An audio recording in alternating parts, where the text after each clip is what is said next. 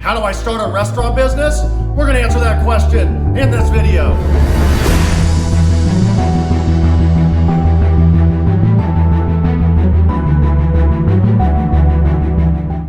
Okay, let's rock. Let's talk about how you can start a restaurant business. I've got my good dear friend with me, John Dallin. Hi. Jonathan, thanks so much for joining us. He's had tons of experience in the restaurant industry. He's had his own brick and mortar restaurant. He's had a food truck. He worked for a billionaire family on a yacht with a helicopter pad, all kinds of crazy stuff. He's got the experience. But before we talk to John, I want to remind everybody about the basics about what you need to start any business, not just a restaurant business. And I want to refer you to a lot of the previous videos that we've already done on this channel. If you haven't subscribed yet, make sure to click the subscribe button and watch as many of those videos as you can, because I dive deep into all the things you need to start any business, which will include the restaurant business. So I'm going to summarize them super quick here. If you haven't done so yet, you're going to have to register your business with the state, something like an LLC. Usually it's a Secretary of State's website that you go to register. You're going to need to go to the IRS website, and you're going to have to register an EIN number, your employment identification number. You're going to need to set up payroll, set up your insurance, get all your certificates, licenses, permits, and all kinds of stuff like that in order just to get your business set up and make it fully legit and legal. Now, once you get that going, what we want to talk about in this video is we want to focus on the restaurant industry. And that's why I brought Jonathan here as a guest, because he's got the experience and the know-how on some of the things you're going to need to do to get this going. Okay, so John, welcome to the show. Thanks so much for being here. Thanks for having me. So yes, happy to be here. I love talking history and business strategy with you and ways to improve. So John and I have been partners in a previous business before, and we've been up super late at night talking to all kinds. How many late nights we had just like trying to recreate, strategize business, you know? In addition, known you for over 20 years now. Yeah, we've known each other for a very long time. And so I wanted to bring him as a guest. We're going to talk about the restaurant. So let's talk about your first business. If I remember correctly, were you 23 or 25 years old when you started your first restaurant? Yeah. So right after high school, I went to college in Atlanta at the Art Institute of Atlanta. We got my chef certification there.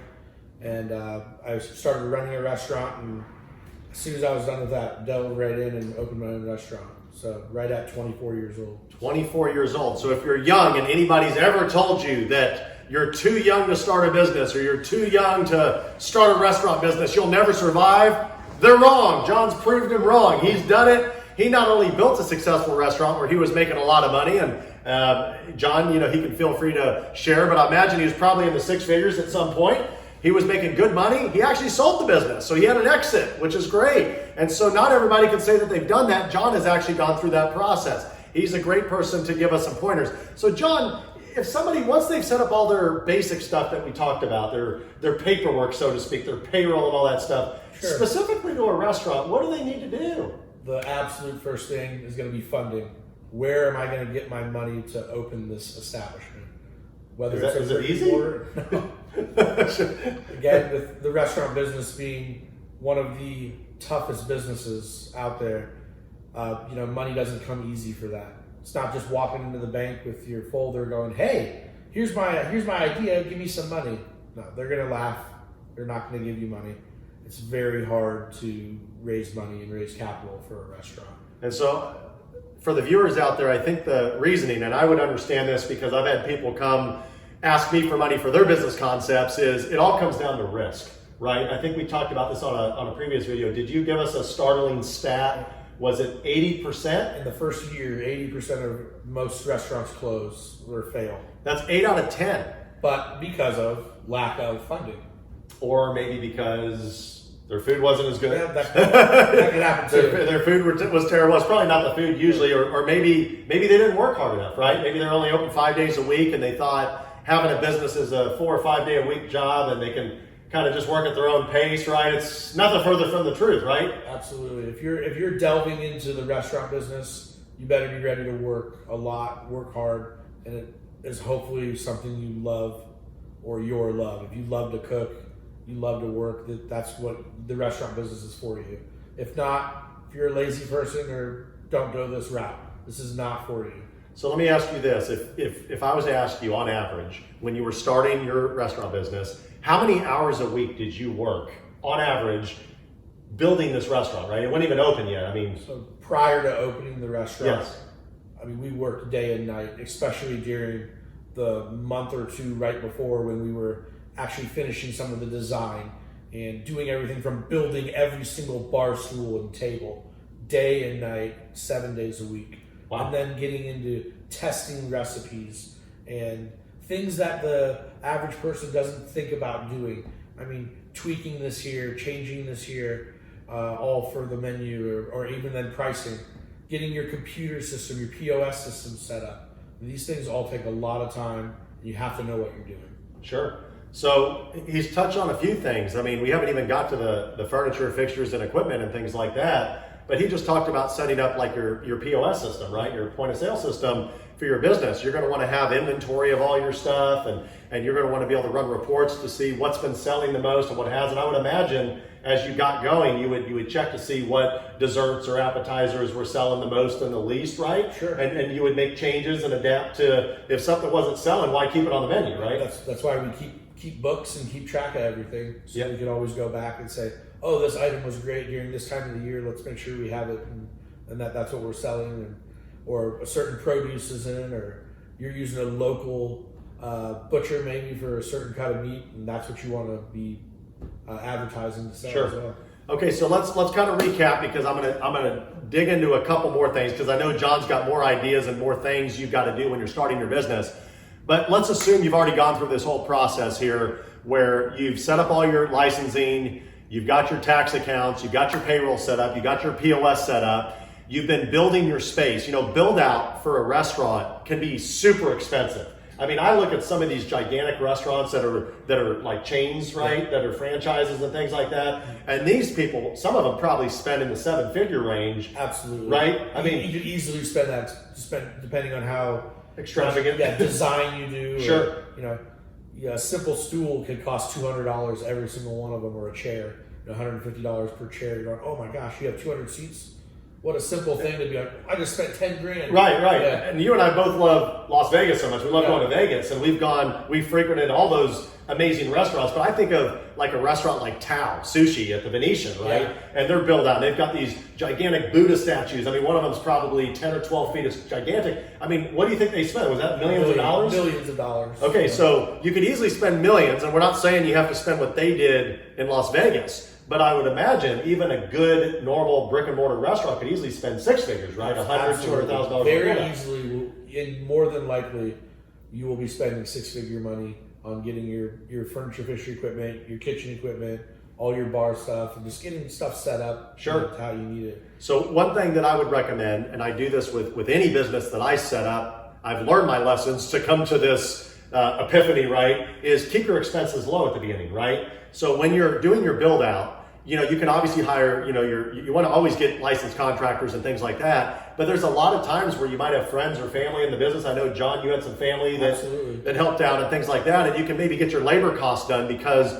the more money you save, the less it's going to take for you to finally, you know, become profitable, right? And you won't need as much startup money if you do that as well. Very true. So one of the biggest takeaways when you're starting a business is the ability to be able to control your expenses. You want to keep them as low as possible. Now, that doesn't mean being super cheap on everything, because that might show when you're done. I'm not saying buy the cheapest stool at Walmart for your restaurant, okay? What I'm saying is when there's opportunities to save money, you need to seize those opportunities, and you need to save that money. Definitely. Because it adds up quick, right? Super quick. Like I said, thousands of dollars and things like that. So let's ask John another question or two before this video concludes. What other things would you say that a new person that's starting a business really needs to consider, really needs to plan for, budget for? I mean, you talked about the money, you know, we talked about lining up the money. So if you haven't, maybe you've already gotten your money, you've already gotten your loan, or you're wondering how, you know, John suggested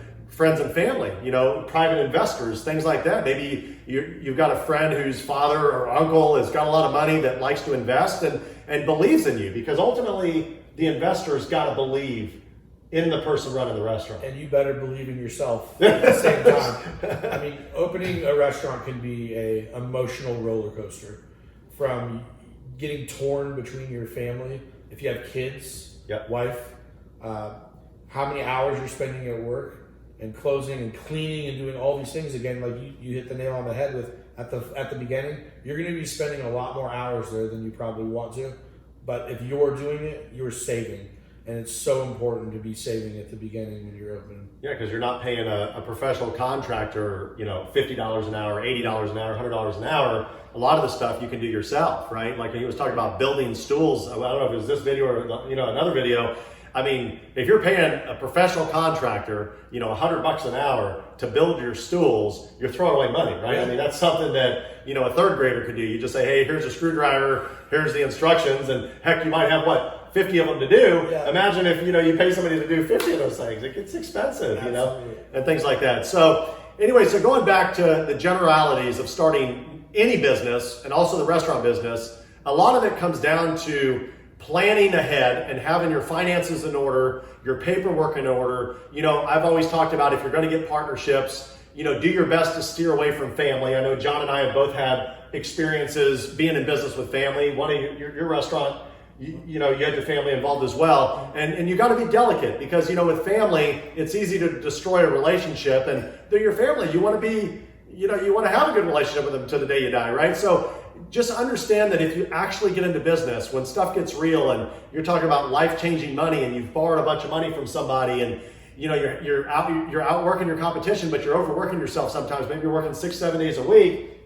It's easy to lose your cool and maybe get in arguments and discussions, fights with your family.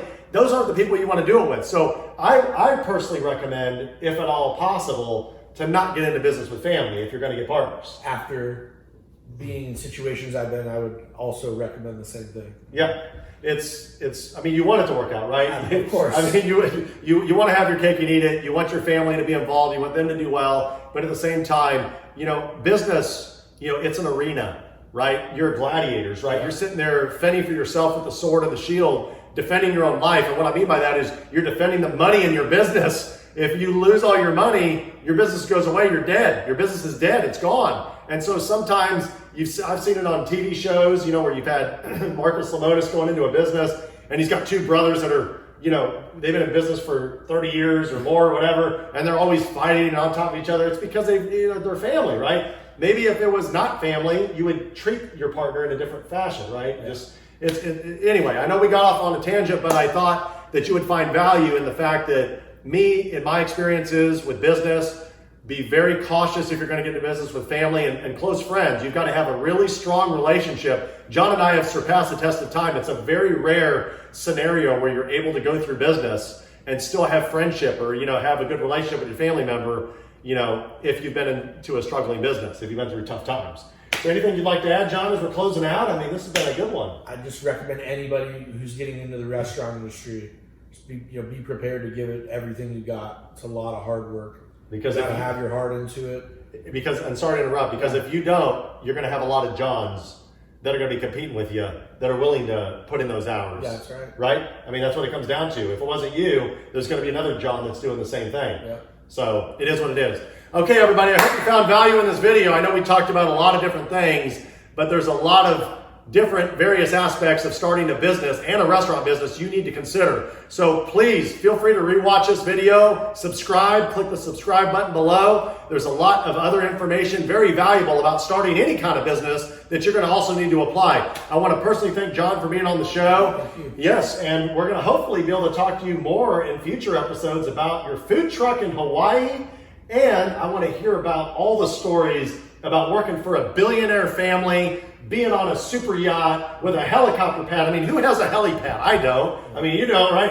If you've got a helipad and you're watching this, we salute you. You definitely take the cake. So anyway, in life and in business, remember from me, it's never going to be easy. Everybody struggles from time to time. And when the going gets tough, never give up. Push hard, keep pushing, and be the hustler.